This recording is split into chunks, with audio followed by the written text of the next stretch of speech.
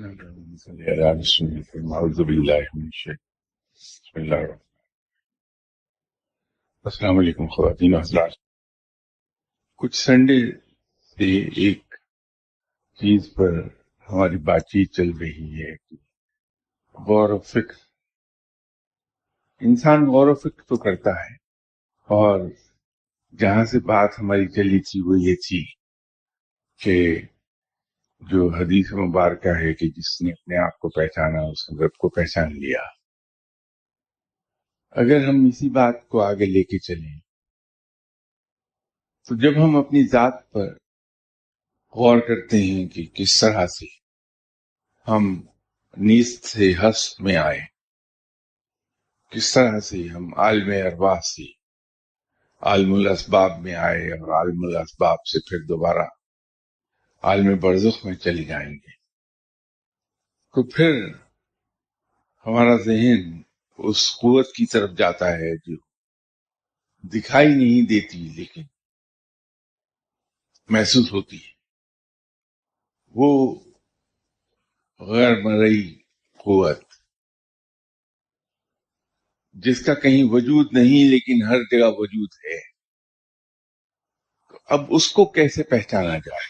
یہ تو اپنے آپ کو جب ہم پہچانتے ہیں، اپنے آپ کو ایگزامن کرتے ہیں، اپنے آپ کو دیکھتے ہیں کہ کس طرح سے ہم ایک ناپاک قطرے سے ایک 6 فٹ کے جوان کی صورت میں وجود میں آ گئے، تو یہ تو اندازہ ہوتا ہے کہ ایک قوت ہے جو ہر جگہ موجود ہے، جو سب سے بڑھ کر ہے، سب سے طاقتور ہے. لیکن وہ قوت کیسی ہے؟ تو پھر ہمیں چاہیے کہ ہم یہ دیکھ لیں کہ ہمارے اندر کیا کیا چیزیں ہیں. ہم ان چیزوں کے ذریعے سے اس قوت کا گمان کریں کہ وہ ایسی ہو کہ انسان مہربان ہے، انسان میں اللہ نے معاف کر دینے کی صلاحیت رکھی ہے، انسان کو غصہ آتا ہے، انسان انتقام لیتا ہے، انسان سخی ہے، سو آن سو فورتھ. آپ ان ورچوز کو دیکھتے جائیے. تو اسی ریفرنس سے اگر ہم آگے چلیں تو یہ نہیں کہ ہمیں اس کی حد کا پتہ لگے گا، وہ تو بے حد و حساب ہے. انسان کے ساتھ اس کا کوئی موازنہ نہیں کیا جا سکتا. رب تعالیٰ کی قوتیں، رب تعالیٰ کی قدرت بے حد و حساب ہے، اور اس کو ہم انسان سے موازنے میں نہیں ڈال سکتے. لیکن ایک ریفرنس ضرور ہے کہ رب کے ورچوز ایسے ہوں گے کیونکہ اس نے ہمارے اندر اپنے ورچوز کا ایک عکس ڈالا ہے. اس طرح سے دیکھیے کہ جو کچھ ہمارے اندر ہے یہ رب تعالیٰ کے ورچوز کا ایک عکس ہے، ما سوائے رحمان ہونے سے. انسان میں اس کا عکس نہیں ڈالا رب. رحمان صرف رب ہے. تو جب ہم اس ریفرنس کو دیکھیں گے تو پھر ہمیں یہ شوق ہوگا کہ ہم رب کو مزید جانیں، رب کو مزید پہچانیں. اب جیسے میں نے جب بات شروع ہوئی تھی تو اس وقت عرض کیا تھا کہ رب کی ذات پر غور نہ کریں کبھی، وہ منع ہے. اس لیے کہ عقل انسانی اتنی کمزور ہے، اتنی ناقص ہے کہ اگر ہم نے رب کی ذات پر غور کیا تو ہم بھٹک جائیں گے. ہم رب کی صفات پر، اس کی قدرت پر اگر غور کریں گے تو ہم رب کو پہچاننے لگیں گے. تو جب ہم یہ جاننا چاہیں کہ رب کیسا ہے تو اس کے لیے پھر ہمیں ایک آئینے کی ضرورت پیش آئے گی کہ جس آئینے میں اس کے تصور کو ہم دیکھ سکیں، اور وہ آئینہ ہے ہمارے دل کا. اور آئینہ میں کوئی شبیہ، کوئی امیج صاف دکھائی نہیں دیتا جب تک کہ آئینہ کلی طور پر صاف نہ ہو. تو انسان اپنے دل کے آئینے پر رب کا अक्स नहीं देख सकेगा, तब वक्त है कि अपने दिल को पूरी तरह साफ न कर ले। और दिल की सफाई के सिलसिले में यहाँ मैंने आपसे अर्ज किया था कि not the last but previous one, मैंने अर्ज किया था आपसे कि इंसान के अंदर 10 ऐसे नेगेटिव चीजें हैं कि जब तक वो न निकले इंसान का दिल साफ नहीं होता, और जब तक इंसान का दिल साफ नहीं होगा उसमें रब नहीं बसता आके। रब पाक है, रब साफ है, रब हसीन है, रब निफासत पसंद है। वो सिर्फ वहीं रहता है जहां ऐसी नेगेटिव चीजें ना हो। तो उन 10 नेगेटिव चीजों में सबसे पहली जो चीज मैंने अर्ज की थी वो कीना था, कि जब तक के इंसानी दिल से कीना बिल्कुल ना निकल जाए उस वक्त तक रब वहां नहीं बसता। दूसरा बुग़्ज़ है, तीसरा हसद है, और उसके बाद 2 ऐसी चीजें हैं जो हमें बहुत अजीज हैं, खास तौर पर इस खित्ते जमीन पर बसने वाले 18 करोड़ लोगों को हम बहुत चाहत और प्यार से उन्हें पालते हैं। वो है गीबत और गुस्सा। गीबत के सिलसिले में एक बार मैंने अर्ज किया था कि गीबत कितनी बुरी चीज है उसका अंदाजा इससे लगा लें कि अपनी वाइफ से जो बंदा फेथफुल न रहे उसकी सजा संसार होना है। उसे इस्लाम में उसकी सजा ये है कि उसे जिंदा संसार कर दिया जाए। तो एक सहाबी अपने दूसरे साथियों के पास तशरीफ लाए और उनके दोस्तों ने देखा उन सहाबी रज़ियल्लाहु ताला अन्हु के चेहरे पर शदीद परेशानी का आलम है, और वो ऐसा लगता है कि वो सहाबी अभी रो देंगे। तो दोस्तों ने पूछा कि आपको हुआ क्या है, तो इस कदर शदीद परेशानी में मुब्तला हैं। तो उन्होंने कहा कि आज मुझसे ऐसा गुनाह हो गया जिसके बारे में मुझे अंदेशा ये है कि शायद मेरे तमाम नेक अमाल जाया हो गए और मुझे शदीद सजा इस पर मिलेगी। साहबा ने कहा कि क्या हो गया? तो उन्होंने कहा कि मैंने आज अपनी वाइफ से बेवफाई कर डाली है। तो साहबा ने कहा कि शुक्र है, वरना हम ये समझे कि शायद आपने किसी की गीबत कर दी। तो ये जिस चीज को हम बहुत अजीज रखते हैं और जो सबसे बड़ी पास टाइम हॉबी है हमारी, वो इतना बड़ा गुनाह है, इतनी बड़ी असीबत है वो। इसी तरह हम गुस्से को पालते हैं। मेरा मुशाहिदा ये है कि जो इंसान गुस्सावर है और गुस्से में वो अक्ल खो देता है, उसे अपनी जुबान पर कंट्रोल नहीं रहता। वो खा कितना ही इबादत गुजार क्यों ना हो, वो रब के करीब पहुंच नहीं पाता। शायद आप में से अक्सर हजरात ये सोचेंगे कि ये पागलपन की बात है कि अल्लाह ताला गुस्सा तो हमारा है तो रब क्यों हमें अपने करीब नहीं करेगा। इसके एक मैकेनिज्म काम करता है। वो मैकेनिज्म काम ये करता है कि अगर मैं शदीद गुस्सावर इंसान हूं और गुस्से के आलम में मुझे कुछ कंट्रोल नहीं रहता अपनी जुबान पर, चाहे मैं दिल से कितना ही अच्छा इंसान क्यों नहीं, तो जब मैं गुस्से में आता हूं और अपने किसी मुसलमान भाई को जो मेरे मुंह में आता है मैं कह देता हूं, तो उससे मेरे मुसलमान भाई का दिल दुखता है। हाँ, 10 मिनट के बाद जब मेरा गुस्सा खत्म हो तो मैं उस अपने मुसलमान भाई को कितना ही क्यों ना कंपनसेट करूं, लेकिन उसका दिल तो दुख गया। और रब को ये गवारा नहीं है कि उसके किसी बंदे का दिल दुखा दिया जाए, चाहे वो गैर मुस्लिम ही क्यों ना हो। इसमें ये शर्त नहीं है कि मुसलमान का दिल ना दुखे। वो अगर खुर्शीफ जैसे मुनकरे खुदा का दिल भी किसी ने दुखाया तो रब ताला उसे बर्दाश्त नहीं करता, उसे अपने बंदों से बहुत प्यार है। ये मैं रूटीन की बात नहीं कह रहा जो हम हर रोज सुनते हैं एक दूसरे से।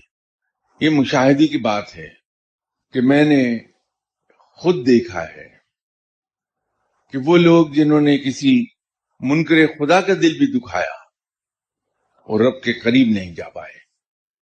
इसलिए फकीर लोग, दरवेश लोग सबसे ज्यादा जो एहतियात करते थे, आज भी वो इसी पे काम करते हैं कि अपने गुस्से को खत्म कर देते हैं, किसी का दिल नहीं दुखाते।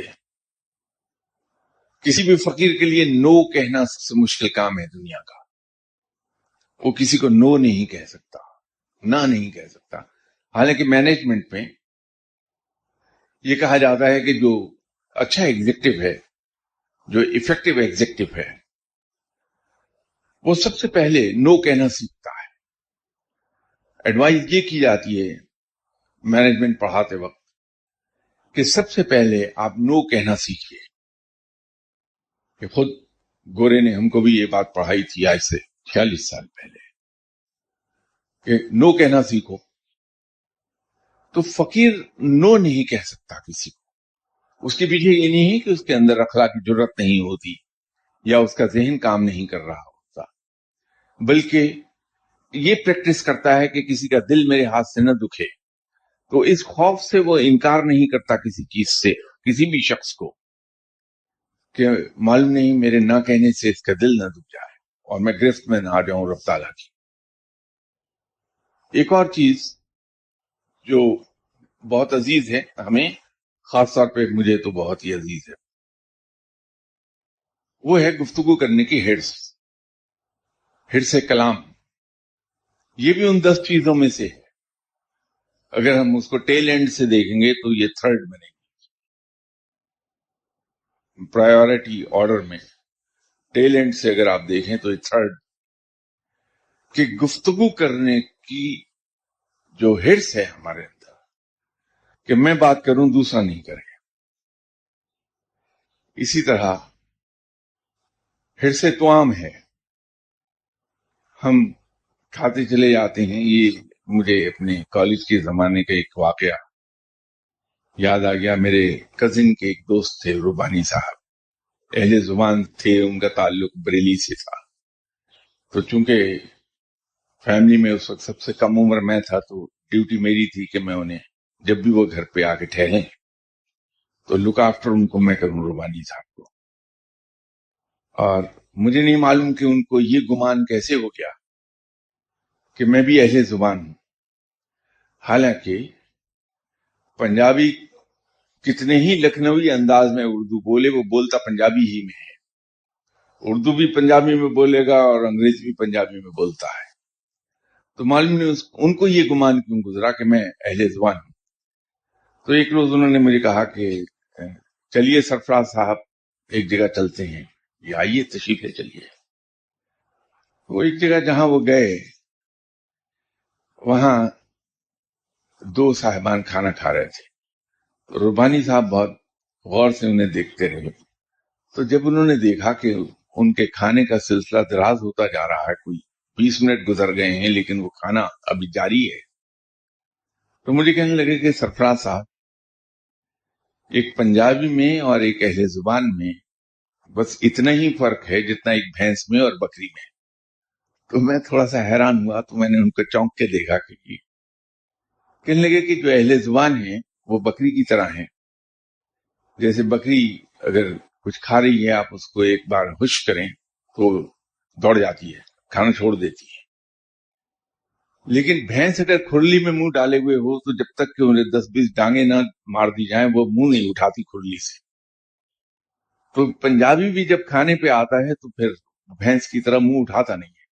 तो मैंने दबी जुबान में कहा कि सर मैं भी पंजाबी हूं। तो उनको झटका लगा, तो कहले हैं अच्छा वाकई। मैंने कहा जी मैं तो जालंधर का पंजाबी ढग्गा हूं। तो ये जो हिर्स तुआम है, ये भी उन बुरी चीजों में से एक चीज है। वो रुबानी साहब इंतकाल कर गए, इसलिए बताने में मुझे कोई अंदेशा नहीं करना। अगर वो जिंदा होते तो मेरी बात खत्म करते ही मेरा ख्याल है यहाँ 50% लोग उनके पास चले गए होते अब तक। उन साहब में एक बहुत जबरदस्त अल्लाह ने कोई क्वालिटी पैदा की थी। तो जैसे मैंने अर्ज किया कि मैं शायद उस वक्त फर्स्ट ईयर या सेकेंड ईयर में पढ़ा करता था। तो एक रात को उन्हें मैंने खाना सर्व किया, तो बर्तन जब मैं वापस ले जा रहा था उनके कमरे में से, तो उन्होंने मुझसे कहा कि सरफराज आपका पूरा नाम क्या है? मैंने अर्ज कर दिया कि सरफराज अहमद। वालदा का नाम, date of birth, place of birth, time of birth. तो मैंने उनसे इंफॉर्मेशन तो दे दी, इसलिए कि तमीज और अदब का तकाजा ये था कि मैं इनकार न करूं, दे दूं। और अगर कोई सवाल मुझे पूछना है तो इंफॉर्मेशन देने के बाद पूछूं। तो मैंने इंफॉर्मेशन उन्हें प्रोवाइड करने के बाद अर्ज की, मैंने कहा किया या आप सब क्यों मालूम करना चाहते हैं? मैं कहा नहीं ऐसे मैं सर देखना चाह रहा। नेक्स्ट डे जो ब्रेकफास्ट उनका लेके मैं गया उनके कमरे में, तो उन्होंने मुझे कोई 6 इंच 7 इंच लंबा और कोई 5 इंच चौड़ा पेपर दिया, उस पर पेंसिल से लिखा हुआ था कुछ।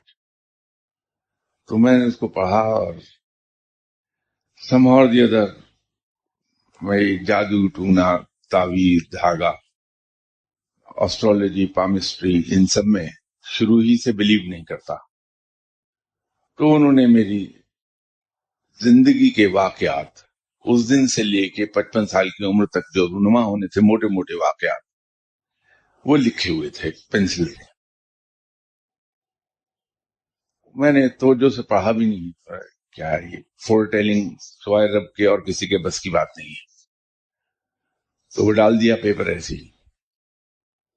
मेरा ख्याल है शायद 1990 में, मालूम नहीं 3 चीजें कहां से बरामद हो गई। एक बुजुर्ग हुआ करते थे यहाँ मियानी साहब में, आज भी उनका मजार है।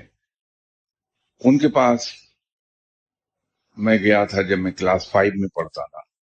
तो उन्होंने मुझे एक टका दिया था, उस वक्त टका होता था 2 पैसे। वो भी 1990s में मेरे ड्रेसिंग टेबल पर पड़ा हुआ था और उस पर काई वगैरह जमी हुई, ऑक्सीडेशन हो गई थी उसकी।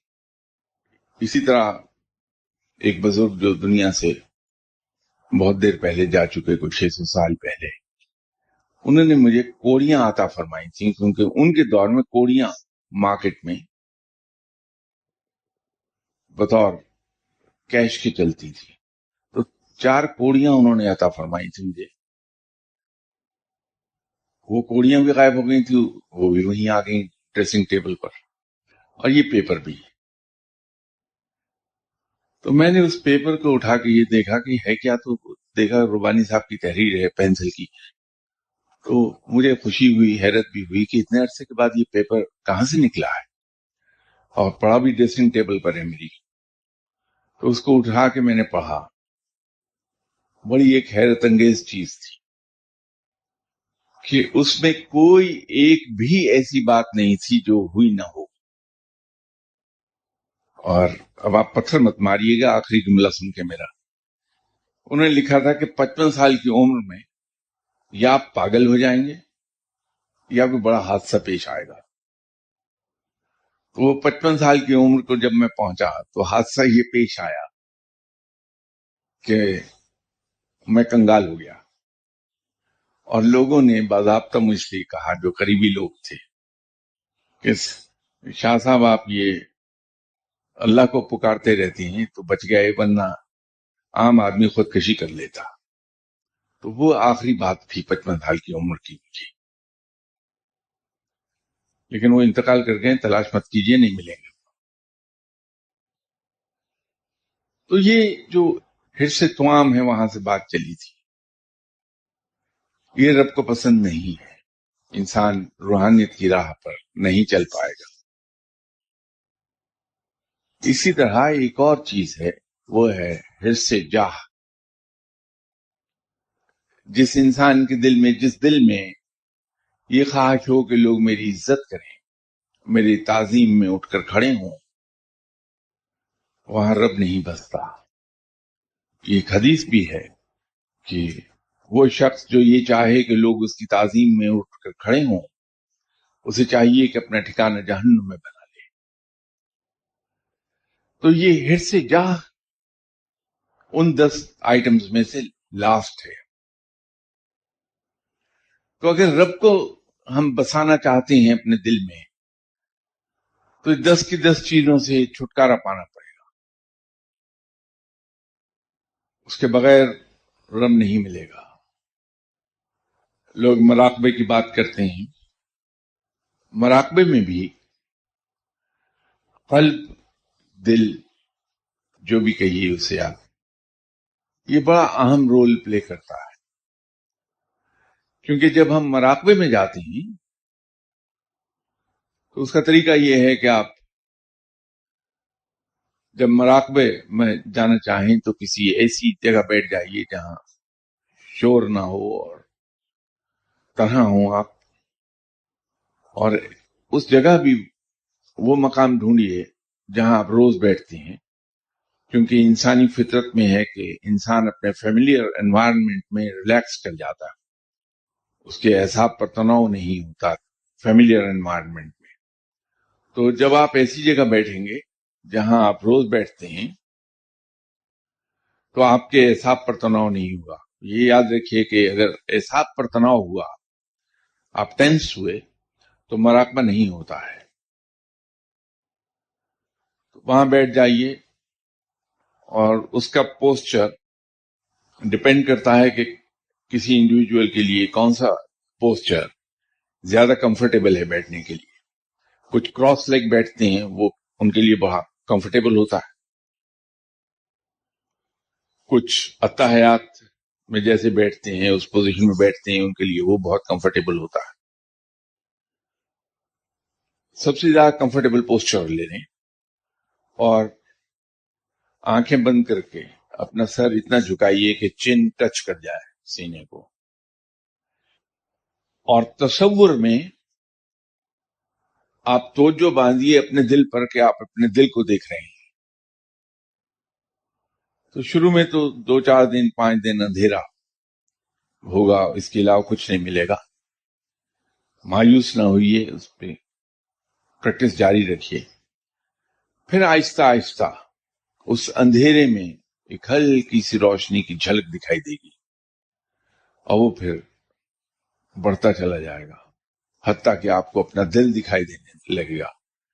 جب انسان اپنے دل کو دیکھتا ہے، بشرطے کہ مجھ جیسے سیاہکار کا دل نہ ہو، آپ جیسے نیک لوگوں کا دل آپ کو پنک، گہرا پنک رنگ کا دکھائی دیتا ہے اور چمک رہا ہوتا ہے بہت شدت کے ساتھ، بہت چمک ہوتی ہے اس وقت۔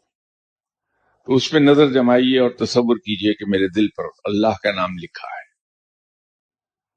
تو پھر آہستہ آہستہ آہستہ اس کا مطلب یہ نہیں کہ 10-15 دن میں ہو جائے گا، it might take few months,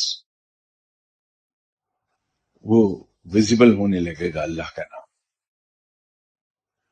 تو جب اللہ کا نام آپ کے دل پر واضح ہو جائے، اور جب بھی آپ مراقبے میں بیٹھیں تو ان اے منٹ اور سو وہ لفظ آپ کی آنکھوں کے سامنے آ جائے دل پر لکھا ہوا، تو سمجھ لیجئے اب مراقبہ آپ کا ہوتا ہے۔ تو جب ہم مراقبے میں ہم سے مراد نہیں، جب آپ مراقبے میں جاتے ہیں، کیونکہ میں نے مراقبہ کبھی کیا ہی نہیں، مجھے نہیں معلوم مراقبہ ہوتا کیا ہے، یہ تو پڑھی ہوئی باتیں آپ کو بتایا جا رہا ہوں۔ جب ہم اپنے دل پر نظر ڈالتے ہیں اور وہاں حرف اللہ نظر آتا ہے، تو اس کا مطلب یہ ہے کہ فار دیٹ ویری مومنٹ ہم دنیا سے کٹ گئے ہیں۔ اب دنیاوی کاروبار، دنیاوی परेशानियां और दुनियावी कसावतें, उनसे हम हट के कट के आ गए हैं। तो अगर दिल में ये कसावतें होंगी जो मैंने अर्ज की हैं, तो दिल फिर उतना साफ दिखाई नहीं देता, और जब दिल साफ नहीं होगा तो वहां रब नहीं आएगा। गर्चे बात जो मैं अगली कहना चाह रहा हूं वो असल मौजू से हटी हुई है, लेकिन इन द एंड इसी से जाके मिल जाएगी वो बात। वो ये है कि जब हम पर कोई मुश्किल आती है, हम अपने बच्चे को तकलीफ में किसी को देखते हैं, या अपने बच्चे की किसी जरूरत पर नजर पड़ती है हमारी, या कोई और दुनियावी काम हमारा अटकता है, तो हम ऐसे रवैये में चले जाते हैं जो अहल अल्लाह का रवैया नहीं है, जो अल्लाह के चाहने वालों का रवैया नहीं है। वो ये है कि हम अपनी तकलीफ जाके दूसरों से बयान करते हैं, हम किसी दुआ करने वाले की तलाश में जाते हैं और उस दुआ करने वाले इंसान के सामने जाके अपनी वो तकलीफ बयान करते हैं। अगर इसे आप गहरी नजर से देखेंगे तो ये दर हकीकत हम अपने रब का शिकवा बयान कर रहे होते हैं, ये अपने रब की शिकायत हो रही होती है। और इसमें लतीफा ये है कि अगर कोई मुझे ऐसे मौके पर कहे कि सरफराज साहब ये आप रब का शिकवा बयान कर रहे हैं, तो मेरी जुबान से एकदम निकलेगा कि नहीं, मैं तो अल्लाह का बड़ा शुक्र अदा करता हूं। ये एक और गलती कर ली कि मैंने अगर शुक्र अदा किया भी था तो उसको भी कुएं में डाल दिया, कि मेरे ज़हन में ये अटकी हुई है बात कि मैं अपने रब का बड़ा शुक्रगुजार बंदा हूं, ये तो कब्र में चली गई बात। तो जो रही सही कसर थी वो भी पूरी हो गई। जब हम अपनी तकलीफ पर हाय हाय करते हैं तो हम इसको दो तरीके से देख सकते हैं। There are two ways of looking at it. एक एंगल तो ये है कि जो खुशियां थी, जो अच्छे दिन थे, अच्छा वक्त था, वो मैंने गुजारा है अपनी जिंदगी का, तो ये तकलीफ कोई दूसरा उठाएगा मेरी जगह, ये भी मुझे उठानी है। अगर मैं एंजॉय करता हूं अच्छे टाइम को, तो इस बुरे टाइम को मैं ही भुगतूंगा, कोई और नहीं। एक दूसरा एंगल है कि इंसान रब से शर्माने लगता है कि जिस रब ने मुझे इतना लंबा अरसा सुख में रखा, बिन मांगे हर चीज अता कर दी, अगर उसकी तरफ से 4 दिन की तकलीफ आई है तो फिर हाय हाय क्या करूं मैं। तो इस हाल में भी रब का शुक्र अदा होना चाहिए। एक तीसरा एंगल है इसका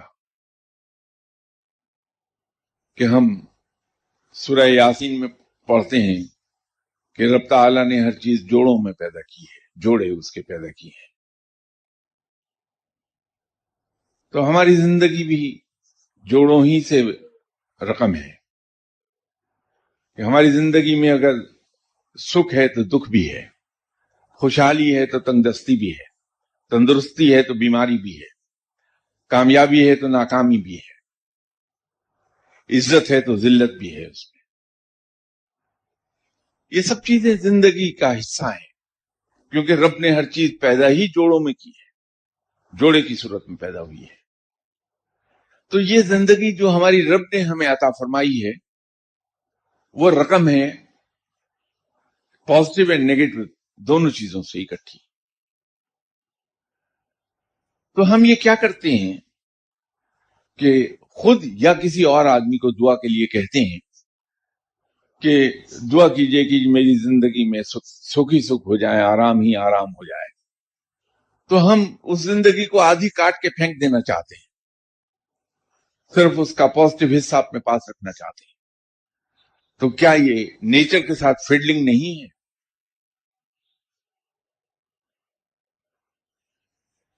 اور جب ہم کسی شخص کے پاس دعا کے لیے جا کے ریکویسٹ کرتے ہیں تو میں ذاتی طور پہ یہ سمجھتا ہوں کہ یہ انسان کی توہین ہے کہ وہ کسی اپنے ہی جیسے محتاج بندے کے سامنے جا کے گڑ گڑائے کہ مجھے اس مشکل سے نکال لو. تو ہم اپنی توہین کیوں کریں کسی دوسرے شخص کے پاس جا کے اپنے رب کے شکوے بیان کر کے؟ تو جب ہم اس سے منع ہو جاتے ہیں اور یہ ہر مشکل میں یہ خیال آتا ہے کہ میرے رب نے اتنا عرصہ مجھے تندرست رکھا، آج اگر 4 دن کی بیماری آ گئی تو میں ہائے ہائے کیوں کروں؟ تو جیسے میں تندرستی میں اللہ کا شکر ادا کرتا تھا اسی طرح میں آج بھی شکر ادا کر دوں کہ یا باری تعالیٰ تو بڑا رحیم و کریم ہے، تو نے مجھے ساری عمر تندرست رکھا. یہ جو 4 دن کی بیماری آئی ہے مجھے یقین ہے کہ تو اپنی رحمت کے صدقے اسے دور فرما دے گا sooner or later، کیونکہ تیری رحمت سے مجھے یہی امید ہے. مصیبت میں بھی، کیونکہ ایک بات یاد رکھیے کہ رب سے ہم جیسے گمان کرتے ہیں رب ویسا ہی نظر آتا ہے. تو رب سے اچھے گمان رکھیے، وہ اچھا ہی کرے گا. یہ ایک بڑی بنیادی چیز ہے. تو مشکل وقت میں بھی جب ہم اپنے رب سے اچھے گمان رکھتے ہیں اور اس سے یہ کہتے ہیں کہ یا باری تعالیٰ تو بہت رحیم و کریم ہے، میں جانتا ہوں اور یہ میرا ایمان ہے کہ تو مجھے اس مصیبت سے نجات دلا دے گا کیونکہ تیری سنت یہی ہے. تو رب اس مصیبت سے نجات دلا دیتا ہے. تو جب ہم یہ رویہ رکھتے ہیں تو ہم شکر گزار بندوں میں چلے جاتے ہیں اور رب کو شکر گزار بندے بہت پسند ہیں. تو اس سے دل یا قلب ہمارا اور روشن ہوتا ہے، رب کے ساتھ پیار اور بڑھتا ہے. اور جوں جوں رب کے ساتھ پیار بڑھے گا، انسان جس سے عشق کرتا ہے اس کی ناراضگی سے بہت ڈرتا ہے. سزا کا خوف نہیں ہوتا، اس کے ناراض ہو جانے کا خوف ہوتا ہے کہ مجھ سے ناراض نہ ہو جائے، منہ نہ موڑ لے مجھ سے. تو جب ہم یہ رویے رکھتے ہیں تو رب کے ساتھ ہم رفتہ رفتہ عشق میں مبتلا ہونے لگتے ہیں، اور جب اس کے عشق میں مبتلا ہو جائیں تو ہم اس کے چھوٹے سے چھوٹے حکم کی ستابی نہیں کرتے اس خوف سے کہ میرا محبوب مجھ سے ناراض نہ ہو جائے. تو اللہ کے اطاعت گزار بندوں میں چلے گئے، ہم بندگی کے اس اعلیٰ معیار کو چلے جاتے ہیں جس پر ایک مومن فائز ہوتا ہے.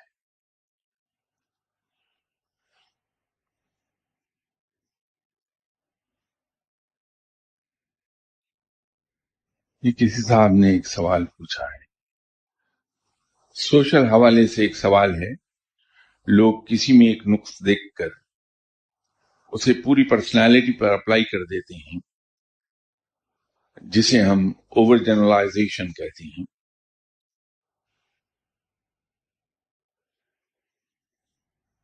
یہ کام مجھ جیسے کم علم اور کم عقل لوگ کرتے ہیں. فقیروں اور درویشوں کا کہنا یہ ہے کہ کسی شخص سے نفرت نہ کرو کیونکہ وہ اچھا ہے، ہاں اس نے کوئی ایک بری عادت پک کر لی ہے. درویش اور فقیر لوگ 1400 سال پہلے بھی اسی پر کاربن تھے، جو قاعدہ بعد میں آج سے 100 سال پہلے انگریز نے ڈیوائز کر کے ہم تک پہنچا دیا. یہ فقیر لوگ 1400 سال سے اس پر عمل پیرا ہیں. سنت کے طور پر آپ صلی اللہ علیہ وسلم کی سنت بھی یہی ہے کہ کسی شخص سے نفرت نہیں کرو، بلکہ آپ صلی اللہ علیہ وسلم کی سنت تو یہ ہے، اور اس پہ فقیر لوگ بڑی شدت سے عمل کرتے ہیں کہ برے لوگوں کو زیادہ سینے سے لگاتے ہیں. یہ غلط رویہ ہے. جس زمانے میں یہاں گفتگو ہو رہی تھی گواہی پر، تو اس موضوع پر کافی تفصیل سے بات کی تھی ہم نے کہ اگر ہم صرف اپنی گواہی درست کر لیں تو ہمارے 80% مسائل ختم ہو جائیں گے. قومی سطح پر.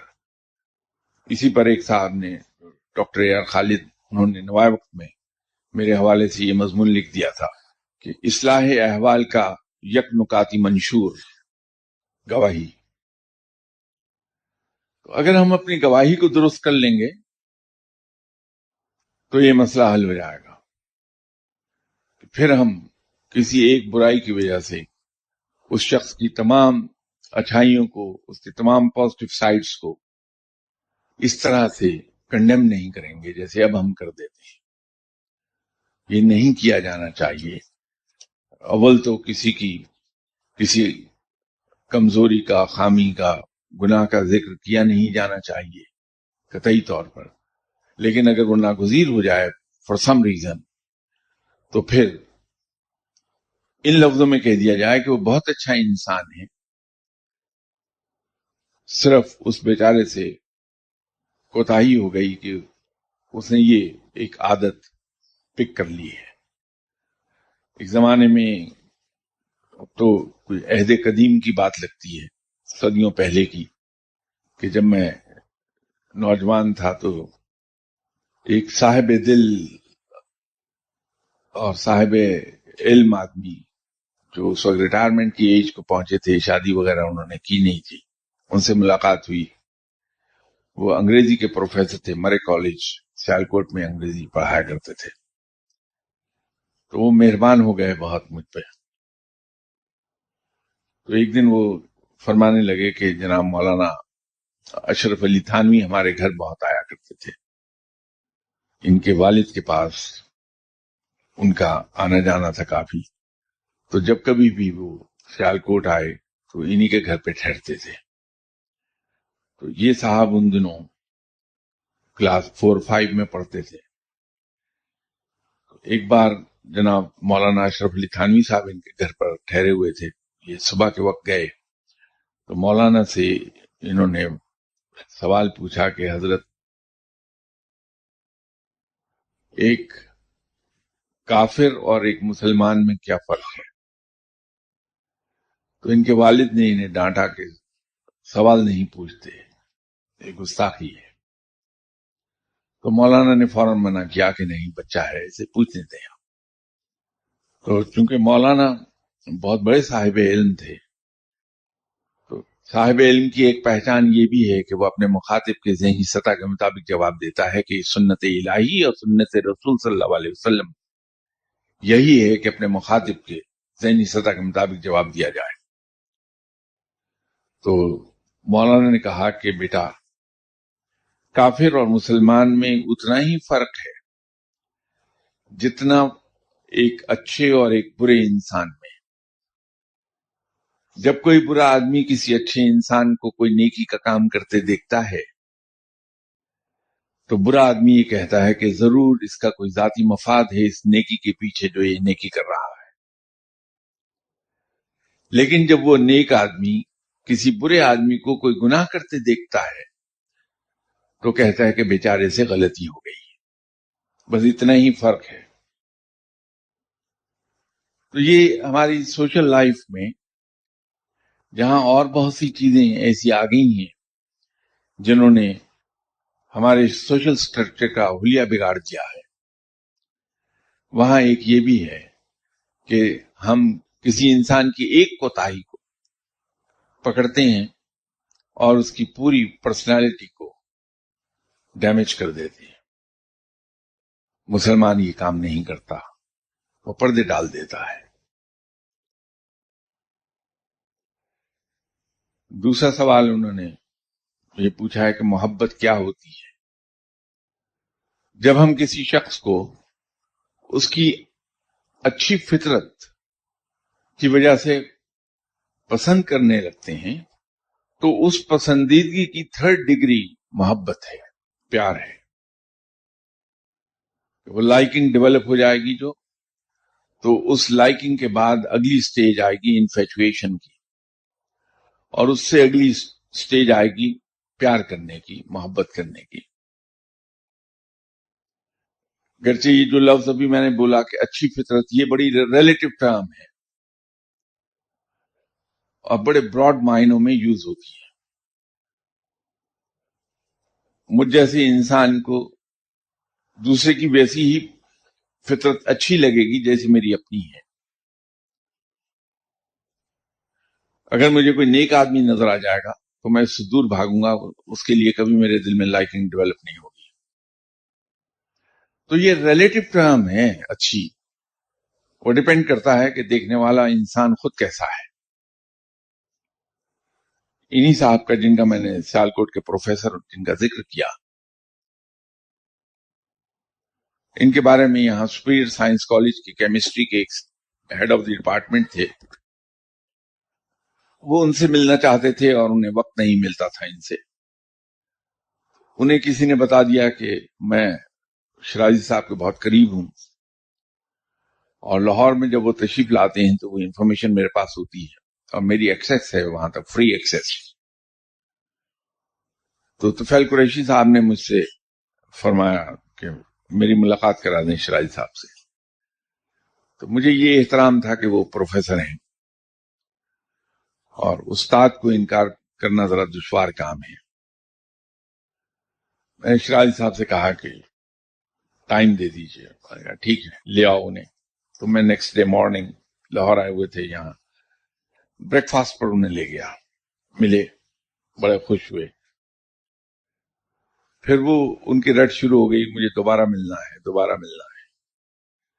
تو شرازی صاحف سے میں جب وہ لاہور آئے دوبارہ عرض کیا کہ وہ ملنا چاہتے ہیں آپ سے، ٹائم دے دیجیے. تو ان کے چہرے پر کچھ ناگواری کے اثرات تھے، تو کہنے لگے ٹھیک ہے لے آؤ. اور میں ان کے تاثرات دیکھ چکا تھا کہ ناگواری ہے. تو جب میں طفیل قریشی صاحب کو دوبارہ ان کے پاس لے کے گیا تو میں نے ان سے کہا کہ شرازی صاحب، اصل میں انہیں بڑی خواہش تھی طفیل قریشی صاحب کہ وہ آپ سے ملیں، کیونکہ پہلی ملاقات میں یہ آپ سے بہت متاثر ہوئے ہیں اور ان کے کہنے کے مطابق ان کا دل بار بار یہ چاہتا ہے کہ وہ آپ سے آ کے ملیں. شرازی صاحب نے کہا کہ سید زادے، یہ جو کچھ قریشی صاحب نے میرے بارے میں تمہیں کہا ہے، یہ در حقیقت وہ اپنی ذات کے بارے میں کہہ رہے ہیں. کیونکہ جب کوئی شخص دوسرے سے ملتا ہے تو اسے اپنی ذات کا عکس اس انسان میں دکھائی دیتا ہے، جیسے آئینے میں ہمیں اپنا امیج دکھائی دیتا ہے. تو دیکھنے والا یا ملنے والا انسان جیسا خود ہوتا ہے، جس سے وہ مل رہا ہے اس کو وہ ویسا ہی لگتا ہے. تو قریشی صاحب خود چونکہ بہت نیک اور بھلے آدمی ہیں، تو انہیں اپنی اس نیکی اور اس اچھائی کا عکس میرے اندر دکھائی دیا، جس سے یہ دھوکہ کھا گئے کہ میں اچھا ہوں. تو یہ اچھا جو لفظ ہے یہ ریلیٹو ٹرم ہے. بہت مجھے احساس ہے کہ آپ لوگ بہت بور ہو رہے ہیں، اس لیے پیشتر اس کے کہ آپ کچھ دو چار فکرے اچھال دیں مجھ پر. تو میں آپ سے اجازت چاہتا ہوں، انشاءاللہ اگلی اتوار بشرط زندگی آپ سے ملاقات ہوتی ہے، پھر اسی موضوع پر بات کریں گے. آج بہت سے سوالات لوگوں کے رہ گئے. نیکسٹ سنڈے انشاءاللہ کوشش کروں گا کہ میں ان سوالوں کے جواب دے پاؤں. اجازت دیجیے، خدا حافظ.